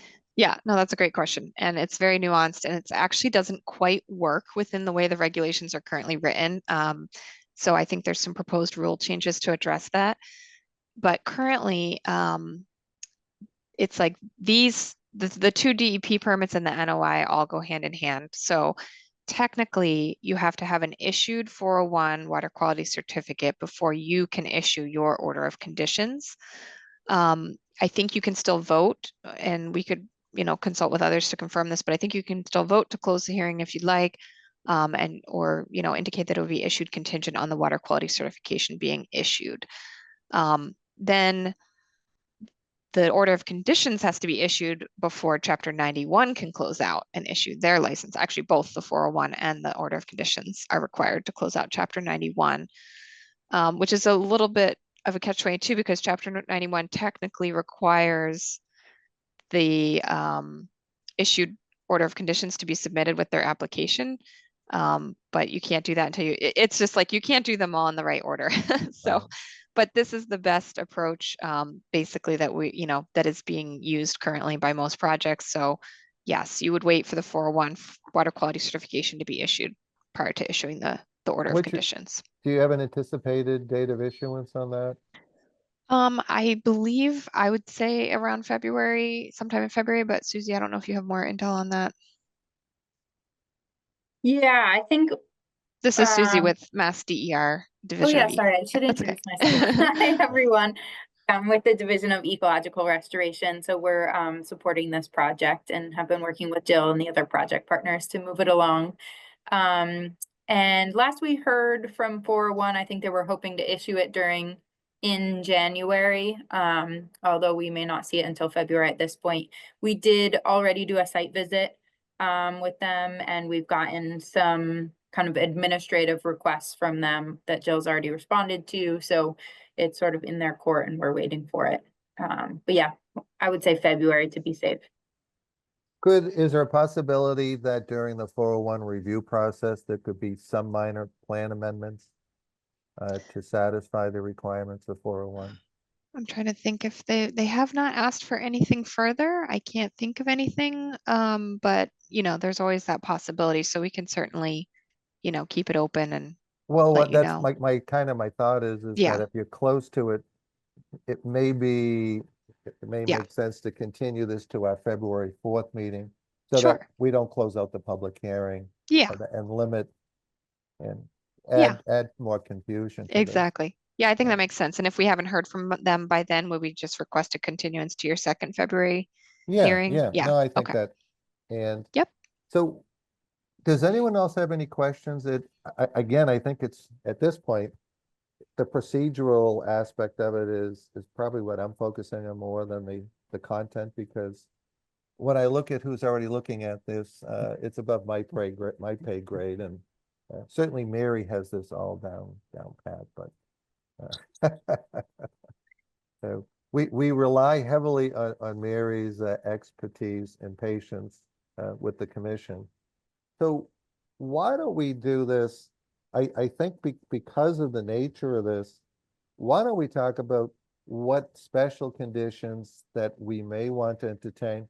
And I'm thinking it's just going to be pre-construction meetings, flagging of trees that are going to be proposed to be cut or that are dead and should be cut, and things like that.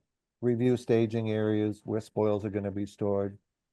As I recall, that you were thinking the contractor was going to live load the spoils and just haul them out of there rather than try to store them on site? Yep. Okay. So it seems to me it may make sense for us, team, to talk about the preconditions that we want to incorporate. And then we could consider continuing this to the February meeting to see where the 401 lands. And then the only issue would be anything that would arise from the 401 if it changed, you know, any of the content of the docs that we've received. Does that make sense? Yeah, I had some of those same proposed special conditions, but also a requirement for some kind of weekly reporting to the commission Yeah. during construction activities. Okay. Well, Mary, why don't you start there? Why don't we talk about, we're getting ahead of this a little bit, but I think if we discuss what conditions we want and we're in agreement, then we leave it to one issue when it comes down there. Right, and maybe, Okay. and we can also maybe do that offline with some. Yeah. I email. just want to mention, can you guys see this other form I'm sharing? Yes. Okay, yeah, the Form 5A. Yeah, so Some this of is it might already available. be, that's what I wanted to check. You is could some of review that this. Yeah, you could is review already this in first. there. Yeah. This is the boilerplate special conditions that get issued with the restoration order of conditions. Okay. That's. So yeah, you could review this. This Mr. is Chairman, I available. need to leave the meeting. Bob, Yes. Okay, I need TJ. to leave the meeting, okay? Yep, TJ, we have a All right. quorum. Thank you. Thank you. Okay. TJ. Yeah. So yeah, We'll review that and make sure that the special conditions aren't redundant with what's already in the boilerplate. Yep. okay. Okay. So I think, why don't we just do that? We can do that offline, Mary. I think we know typically what we want for control, and like you say, it's probably already covered, and then maybe just a minor couple of things. So, all right, I will entertain unless anyone has any additional questions or comments they want to make, I'll entertain a motion to continue this public hearing to our February. Do we want to see if there's anyone in the public that wants to comment? Yeah, no, that's true too. Do we have anyone from the public here who would like to comment? I don't see anyone that doesn't have a professional. Eric, Yeah, someone? I was gonna say Joe, Eric, Neil, and Brian and Susie are part of the project team. Okay. So Eric has his hand up though. He'd like to. Okay, go ahead, Eric. Yeah, why don't we do this? Does anyone in your team would like to offer a comment? Why don't we do that? Sounds like Eric does. Yeah, I couldn't resist. This is Eric Hutchins from the NOAA Restoration Center. I probably go back the farthest on this, back to the late, I think 1990s practically. It's been around for a long time. This is great. But one comment I wanted to throw, it was something that Mary brought up about, the possibility of weekly meetings. I want to emphasize the I think value. it was weekly reports. Contractor reports. Well, just so you know, we actually, on almost all projects of this nature, we have weekly meetings on site. And sometimes they're every other week, but almost every week, which presents the project team, which obviously would include the town of Newbury, the opportunity to, because a lot of things you just don't know with a dam removal. A different rock shows up that you didn't know about. So they're really valuable. And they're every week from beginning to end.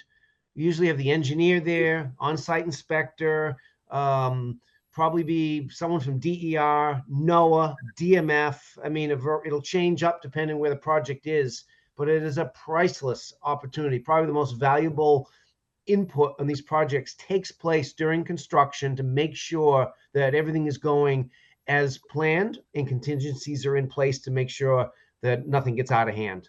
So keep that in mind. And they're fun, to be honest with you. It's pretty unique to take down a dam that's been there for 200 years plus and learn about what's really underneath it based on your sampling. Thank you. I think if we coordinated that so it landed on any day but Friday, that our agent would certainly probably welcome the opportunity to participate. Definitely. Okay, anyone else from your team, Jill, that would like to add some comments? I don't see any raised hands, so I think we're good. Thank you. They were just here to answer technical questions if needed. And okay. oh, Brian, maybe. I don't know. Brian, this is your No, your okay. time. He Say says no, no. he's good. Okay, everyone give a thumbs up that doesn't want to talk, I guess. Yeah. is the Easiest way to do this.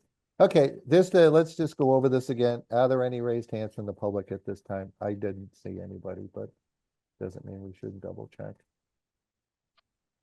Okay, team, I think the collective consensus is that we should continue this public hearing to the February 4th meeting at the applicant's request. Do we have a motion? So moved. Second? Second. Okay, so that's Diane and Woody. Okay, roll call, all in favor? Mary? Yes. Woody? Yes. Diane? Yes. Frank? Yes. And Bob Connors votes yes. Thank you, everyone. Amazing presentation. Thank you. Lot to process.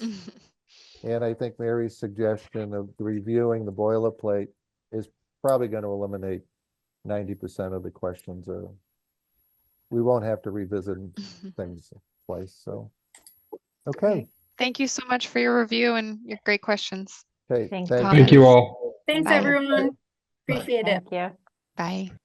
Okay, then the next matter, we have just a general discussion. I received a National Grid, this was forwarded by Town Administrator's Office, National Grid 21-day notification regarding right-of-way herbicide applications. This was sent to the Board of Selectmen. I'm not sure what jurisdiction, if any, or it's just information only. But Mary, what's your experience on this? I'm trying to recall. No, I think they just have to notify if they're going to be in resource areas to do their, and I don't think there's anything that we need to respond to, but I'll double check on that.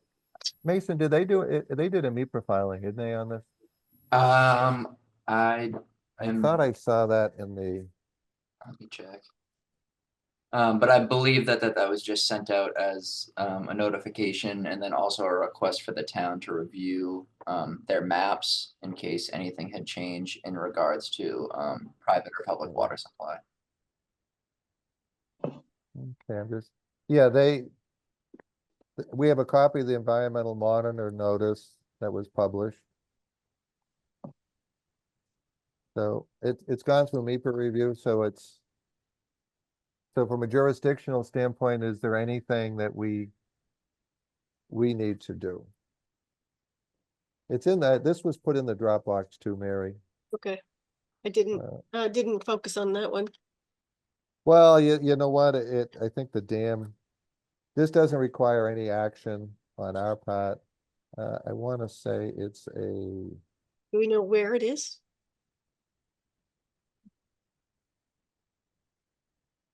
Right, I think if we look at the MEPA review, it gives us, the work will be performed. Okay, that's the vegetation management.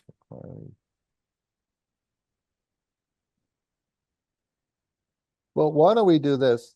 Why don't we review, I uploaded what was sent to the town into the file. Why don't we just put this on our February 4th agenda for review?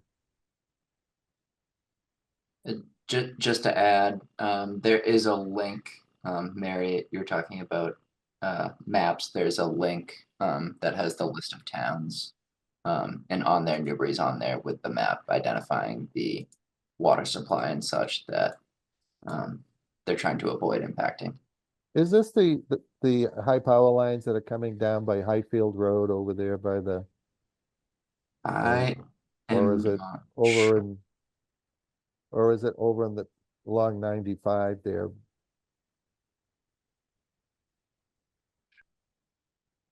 Diane, remember the high top power lines that were backed up to the solar That was farm a that had been solar built? thing. Yeah, that was off of 90. What's the question again? It's the same corridor. It goes from, sorry to interrupt. No, It's the same no. corridor. It goes from basically, essentially the Newburyport train station all the way through, across the highway, pops out in downtown Byfield. And it does go right along the solar field. Kind of a straight Yeah, line. there was an access road right there. I remember there being a big access gate and I read that, but I don't want to Yeah, say. yeah, that raises another question. Did they ever build the yellow brick bridge over there for access to that, to the solar They had field? to, right? Yeah, but you know what? We haven't gotten any weekly reports. Woody, you may know better than that, actually. I haven't heard anything. I Yeah. asked and no one had any answers. So Okay. there's- And Mason hasn't heard anything about the solar field build? No. That was a huge thing. Remember the huge crane, the 50-foot crane and, Oh, a 600-foot, no, a 600-ton crane. oh, whatever it was big. No, it's massive.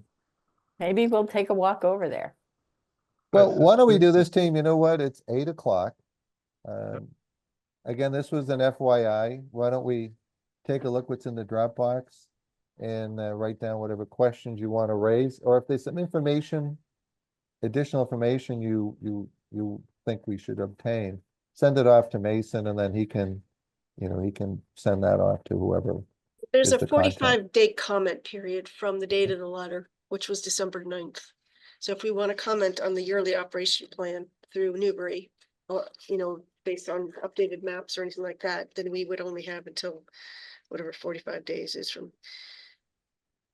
So the date it was received was December 16th, is what it was stamped. It was 16th, okay. Yeah. So- So the 16th of June, yeah, that just about gets us to February 4th. Yeah. Well, why don't we do this, Mary? Why don't you take a look at it, and why don't we all take a look at it? Worst case scenario, if we have to call for a special meeting prior to the expiration date to offer comments, we can. But just wanted to get that on everyone's radar screen.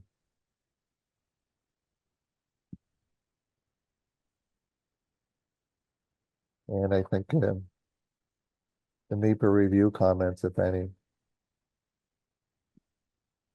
Okay. All right. Anything else, Mason, that you wanted to add? I had gotten a notification from National Wildlife with their final environmental site assessment for the lot at the Pink House.